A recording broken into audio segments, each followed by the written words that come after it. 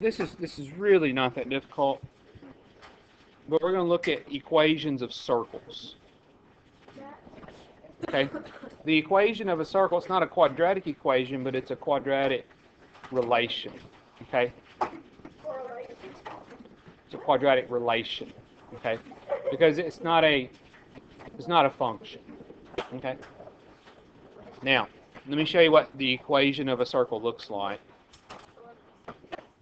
Okay, it looks pretty intimidating, but the details here aren't that bad. It's be quiet, please.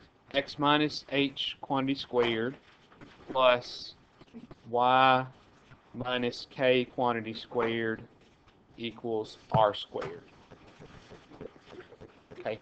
Now, these two variables should be familiar, h and k. We also did this using h and k with vertex form. Now, remember vertex form of a quadratic? Okay. And that gave you a parabola. Okay, so there is a relation here.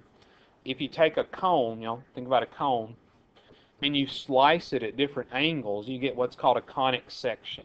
A parabola is a conic section. A circle is a conic section. The other two that we won't talk about are called the ellipse and the hyperbola. Okay, I'm contemplating doing some videos on an ellipse and hyperbola just so you can, if y'all want to look at them for ACT purposes. Because this is usually on the ACT. Usually the circle or the ellipse. However, they're pretty rare. Okay, you're talking about one question every 3 tests.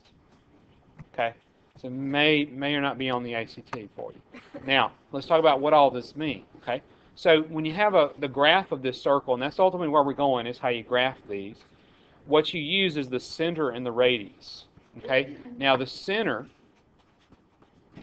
the x-coordinate is given by the h. See how the x goes with the h? So the x-coordinate is going to be h, and the y-coordinate is going to be k. Now, you'll notice this, though, too. In the formula, these both say minus, don't they? But yet, on my center, I'm just saying h. So really, what we're looking at are the zeros of those factors. What makes those factors 0? Okay? Or you can think of just as the opposite. Now, the radius, of course, is just the variable r. Okay, now, in the equation, do you have just r? Not quite. You have r squared. Okay, so if right here, if I have like the number 81, my radius wouldn't be 81. My radius would be 9, because this is the radius squared. Okay, now let's look at some of these, and let's just let's do it this way. I'm going to give you guys the center and the radius, and let's see if you guys could write the equation from it. So here's the equation. You'll have it learned here in a few minutes once you do some of these. All right, but let's say that our center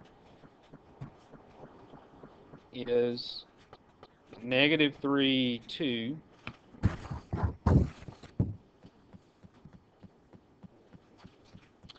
And then our radius,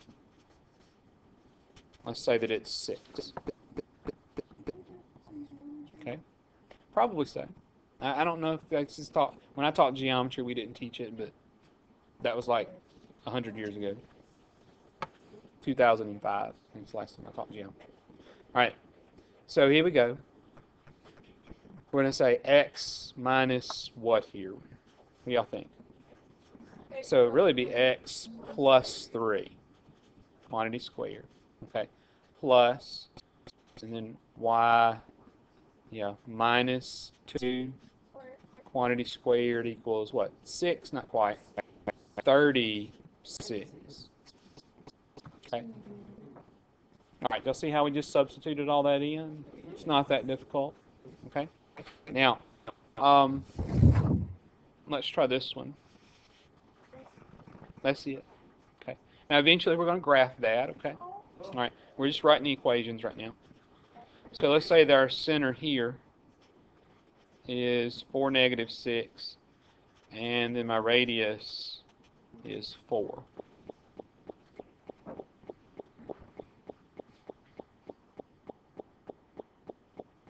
Okay. So you're substituting your center for h and k, and then you substitute your radius in and you square it.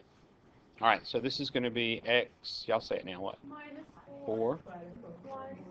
All right, plus y plus 6 equals 16. Okay, not hard at all, is it? Okay. I compare this to like playing with Play-Doh. This is like the equivalent of making a snake with Play-Doh. I can make snakes. I can make some neat looking little snakes with Play-Doh. You know how to make a snake with Play-Doh? You just do this. Okay, that's really simple. Yeah, that's it. Okay, so that's about as hard as making a snake with Play-Doh.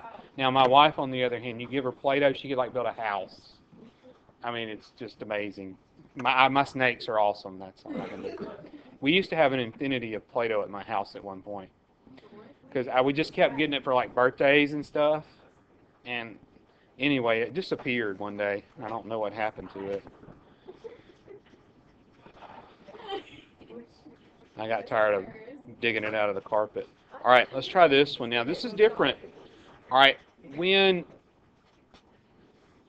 one of your coordinates, or sometimes both of your coordinates, are 0. Let's look at what you do there that's different. Okay? So, if I substitute 0 in right there, well, x minus 0 is just x. So I don't really need to say minus 0 right there. I'm just going to say x squared. That's it. Okay? Would it be x squared or would it be... So just x squared. Okay? Now I don't even need the quantities. Okay? Just x squared. So if my coordinate is 0, all I need is just x squared. Or the same thing would go for this. If this was 0, all I would need is y squared. Now it's not 0, it's 7. So we would say plus, what here, y minus 7, quantity squared equals 25. Okay? Now, let's look at this and let's graph them now. Okay? So when you graph, what you really need is you need the center and the radius to do. Okay, there again, it's not difficult at all.